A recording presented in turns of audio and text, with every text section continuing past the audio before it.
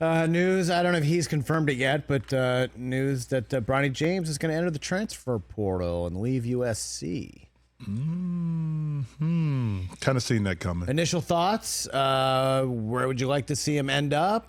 What does this mean for his at Ohio future? State? What do you mean? You didn't get senior, now you get junior. Hey, you know what I mean? I mean, it was a big talk before when he was coming out of high school in regards to him, maybe joining the Buckeyes. But I want to see him go somewhere where he can play and mature, and it's not as much pressure. You know what's interesting? When I did the USC-Arizona State game, I kind of mentioned this on air. All of this noise around Bronny, what he should do, what he shouldn't do, what he shouldn't do.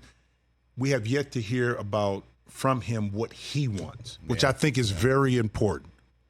It's very important that we understand what Bronny wants. Now, maybe we haven't heard it because his team is keeping him quiet and away from a lot of interviews, which is okay.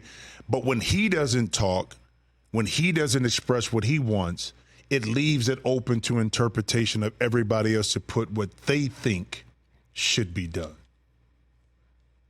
So what do you think about where he should? I said this a couple months ago. It makes perfect sense. He just needs to go. Look, coming back from what he had to endure health-wise, tall task to ask of anyone, let alone someone with his name and the expectations that come along with just being LeBron James Jr. So I would like to see him go somewhere and just play free without expectations of mock drafts and what his future but would he NBA ever get away from that though? For being LeBron? Listen, I had the chance to cover Michael Jordan's son when he was at Illinois. Different kind of category, but even his younger son that played in the McDonald's game, it was always something there. Yeah.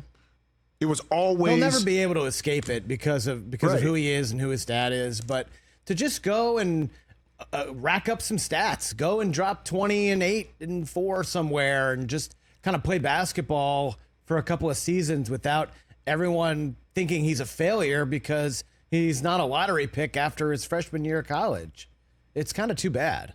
It is, because, and it's all of our fault, really, too, for kind of throwing this on him. But it happens if it's a entertainer, if it's a sports athlete, if it's a business person who has a child that is now assuming or growing or maybe going to take over the business. We always put this kind of pressure on the next in line to kind of carry the torch, which is really unfair. But that's what we've been doing. Now again, to the extent my son grew up playing basketball in Columbus, Ohio. So, of course, I went to Ohio State. He played in the Big Ten, played at Ohio State. Not the same thing as LeBron and Michael Jordan, but what I told him, I said, it's a gift and a curse, bro. You go get the good stuff with it by being my son. Yeah. Doors are going to be open to you. But then it's the other side with the high expectations you're going to have to deal with too. So you can't have one without the other. Right. You can't separate and say, okay, I just want all the good stuff, and I don't want to have any of this over here. That's not life. I told my son, I said, the sooner you're able to comprehend that, understand it, deal with it, the better off you'll be, and better off you'll be able to handle the rocky roads that come with it and how you navigate it. And it's not easy. And I told him, listen, I didn't have a father who played in college or in the NBA, so I don't know what that's like. I can only imagine. But, you got it pretty good over here. Yeah. But, what you deal with over here, it's going to be interesting to see, man. I think you're right, too. I guess we've never really heard Bronny give an interview or, state what his goals are and hopes are for his own personal career and the, the kind of near future. It'd be interesting to hear what he had to say because it's just all through LeBron, really, is what we get information about him. Yeah. What's interesting, too, is that we were talking about this off air, too, about the dynamic of people who say he's not good enough to play in the NBA right now.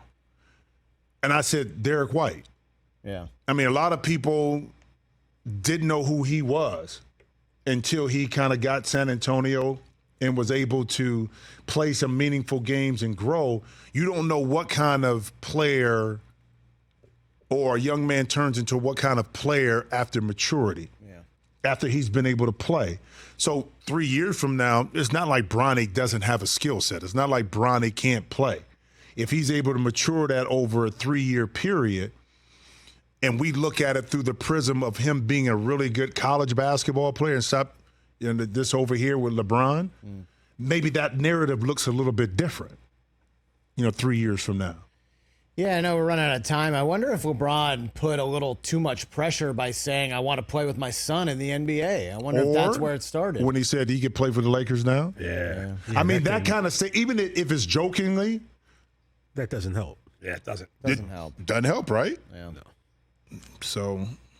It's interesting. I want to, I'm very curious to see what plays out. I wonder if I saw somebody mention on Twitter, and that made me think of it.